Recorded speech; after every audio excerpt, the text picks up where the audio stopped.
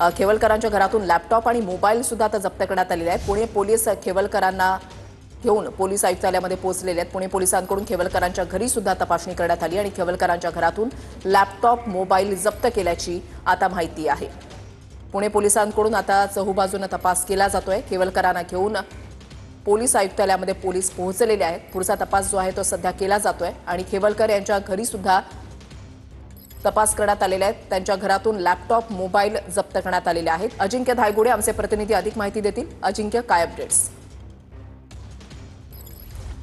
नक्कीच जी पुण्यातील ही खराडीमध्ये जी उच्चभ्रू सोसायटी जी रेव पार्टी झालेली आहे त्यामध्ये पोलिसांनी आतापर्यंत 5 जणांना ताब्यात घेतलेला आहे। जे अपडेट समजते त्यामध्ये या पार्टीत एक जण जो पकडलेला आहे तो क्रिकेट बुकी असल्याची माहिती समजते आणि या पार्टीत जे प्रामुख्याने जे अंमली पदार्थांचं सेवन झालेलं आहे त्यामध्ये गांजा आणि कोकेन या अंमली पदार्थांचं सेवन झाल्याची शक्यता पोलिसांकडून वर्तवण्यात येत आहे।